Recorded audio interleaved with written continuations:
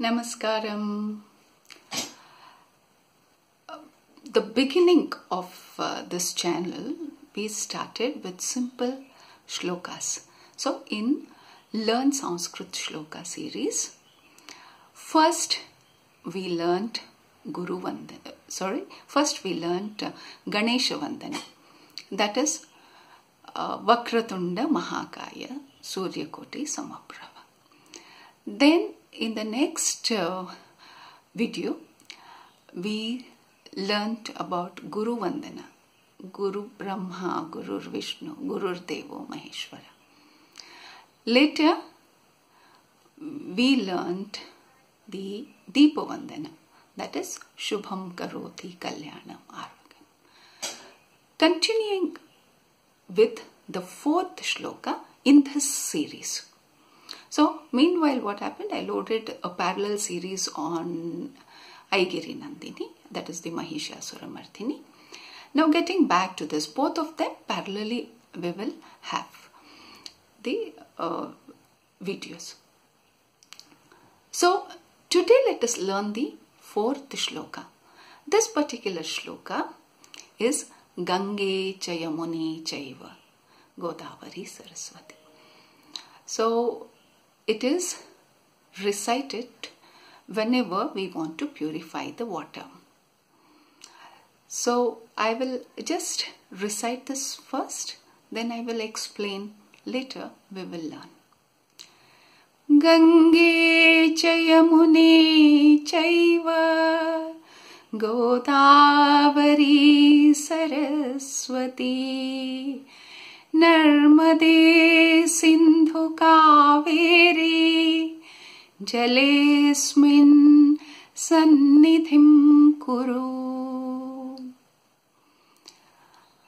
So, looking into the meaning, here, if you notice, the rivers are mentioned. Ganga, Yamuna, Godavari, Saraswati, Narmada, Sindhu, Kaveri.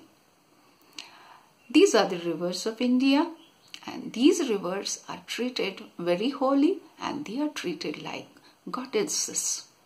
So, we want them to be with us whenever we use the water. We want to use the water of these rivers so as to become holy. So, here the verse is straightforward. Gange cha Yamune. Ganga, cha means and, Yamuna, chaiva means also, Godavari, Saraswati. Narmade, Sindhu, Kaveri. So all the rivers. Then Jalesmin. Jala is water. Jale in the water. Asmin in this water. Sannidhim Kuru. Be present. Actually, Kuru means do or make. So, make your presence or be present. That means what? We are requesting all these rivers and asking them to be present in the water which we are using and make the water which we are using very holy.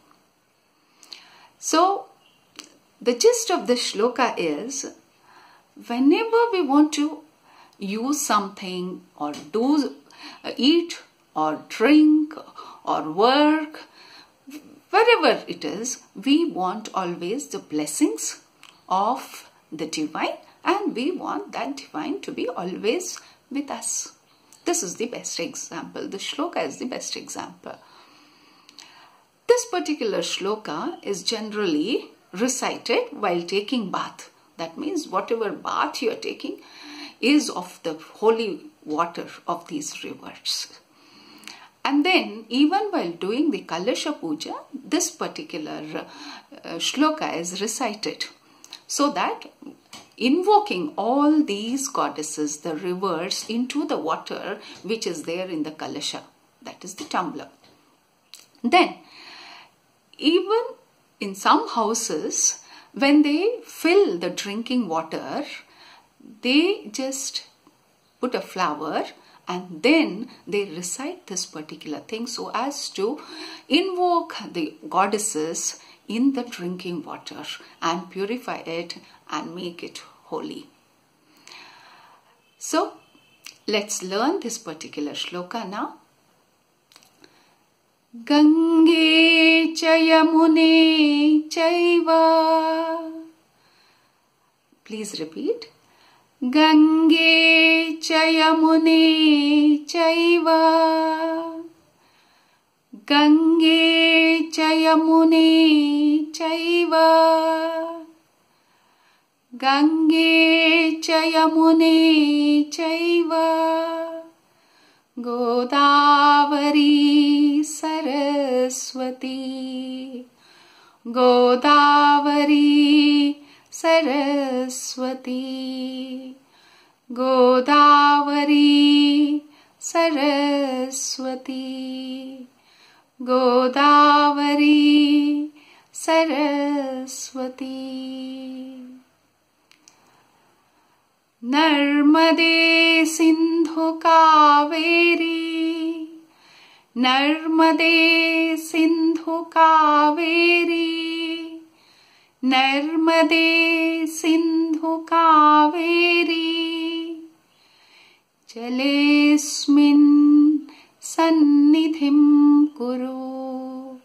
Jalesmin Sannidhim Kuru. Jalesmin Sannidhim Kuru. Jalesmin Sannidhim Kuru. Now let's recite the whole shloka 3 times. Gange cha yamune chaiva. Godavari Saraswati.